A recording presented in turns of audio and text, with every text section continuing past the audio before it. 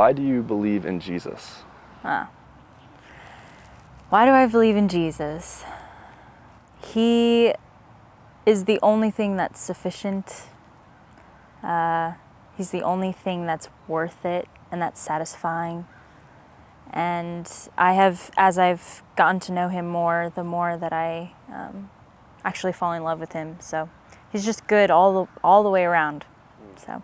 You came up saying you would like to talk about your testimony. So where would you like to start? How does your early childhood go?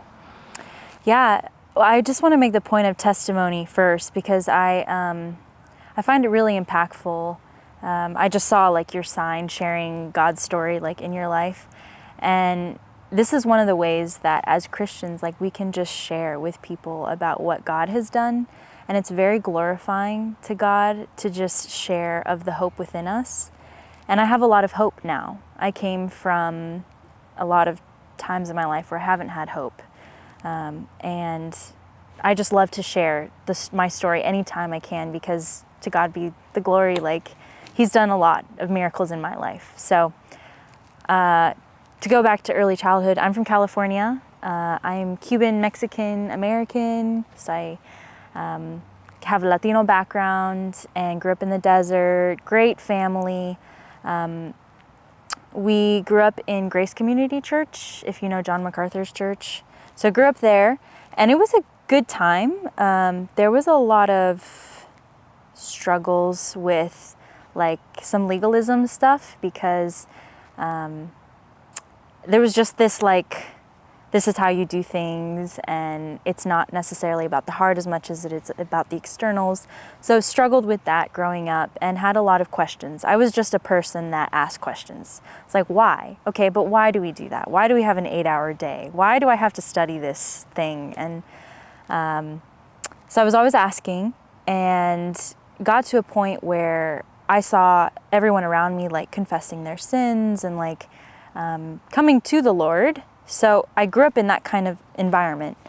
So I naturally was very aware of like my sin, very aware that I needed something greater than myself. So I repented at like 12 and asked the Lord to come into my heart. And at that point I was still very young though. I didn't really understand what it meant. And I surrendered my life to some supreme being that was supposed to be able to save me from myself, but I didn't really know what he was saving me from. I didn't know what it meant to actually follow him. I thought it meant a lot of externals rather than internal. So I joined the military when I was 19, and that's the first time I got out of that bubble, right? So people talk about, when you're in this little place, that's the only world you know, and that's sometimes where people stay. And I got out, and was it for the best? I don't know, still, because honestly, that's when things got really bad.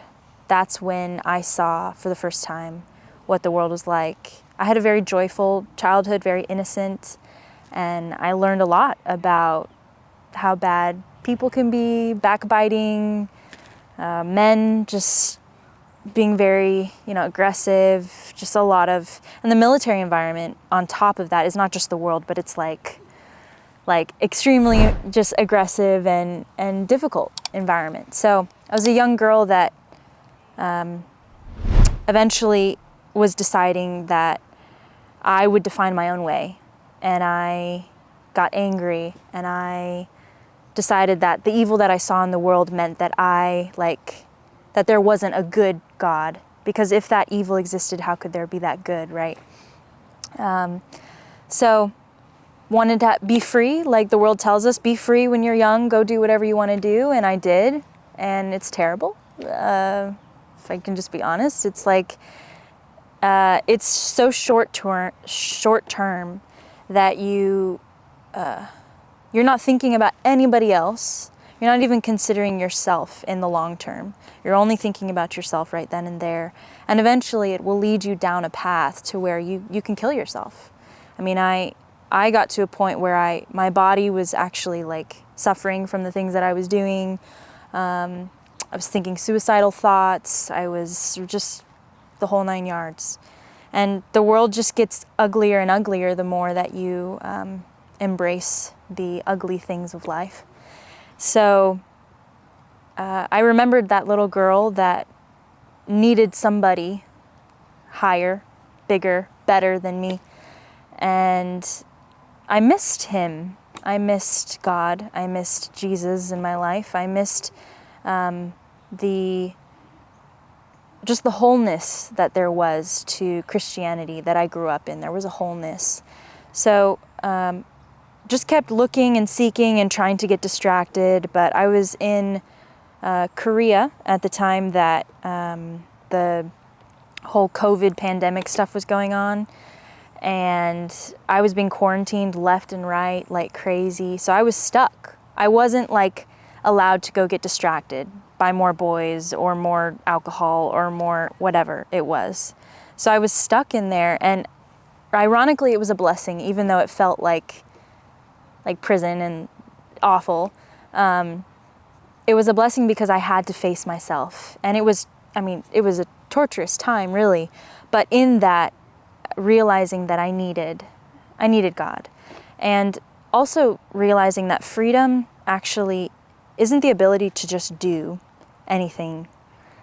It's not the ability to just be an animal, to go have sex with whatever we want to have sex with, go eat whatever we want, go act like an animal. It's actually, freedom is the ability to say no, to have self-control, to master something. That's freedom. And when I realized that that's what the Lord is teaching us. He's teaching us the sailboat sails best when you go according to the rules of the wind and you have the sails right and the oars. Everything has to be right.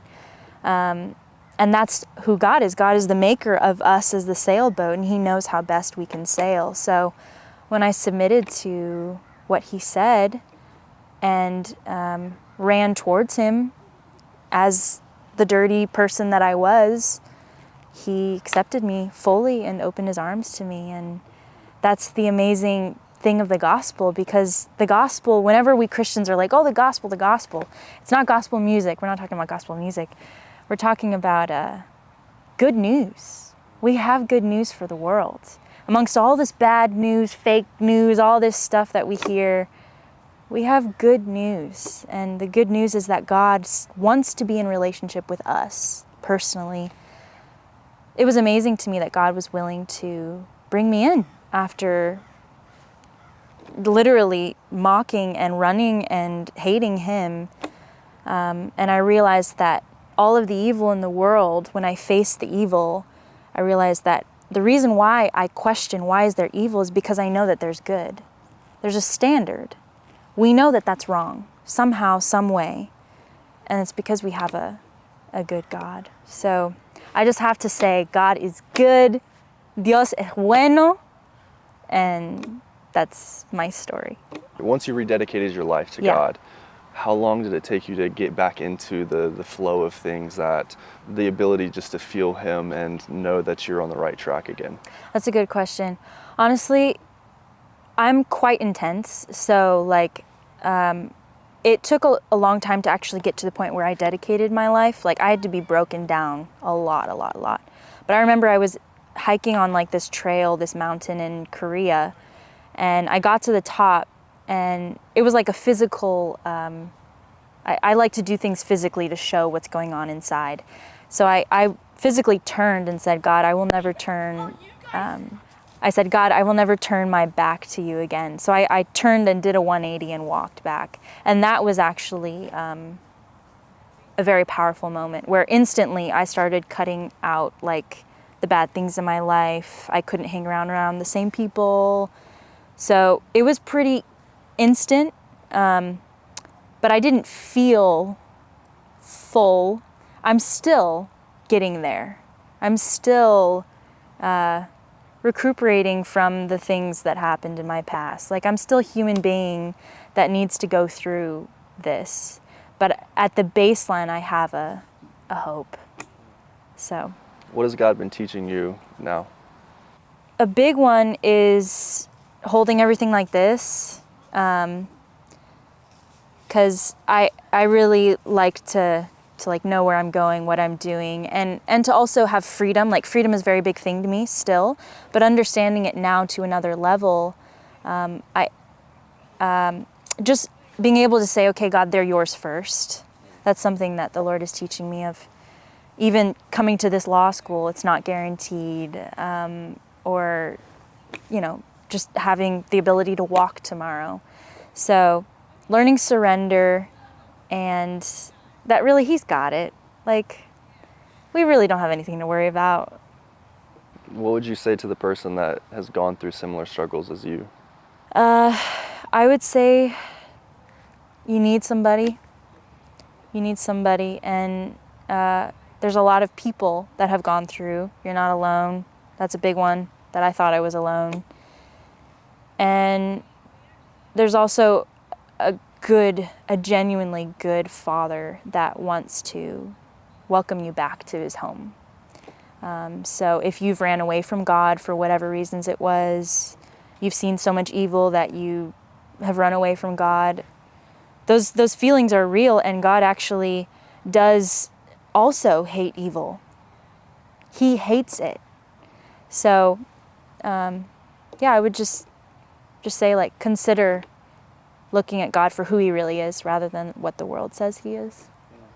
Could you pray for those people that are struggling with identity? Yeah, absolutely. Heavenly Father, we come before You in humility and just in knowing that You are good, You have done well, and You've created a way for us to come to You right now and to even speak to the King of Kings and speak to the one who created the earth. We approach You in faith, God, and I pray for anyone at this moment that is struggling with faith, who doesn't see You, who sees a different God than the one that's in the Bible.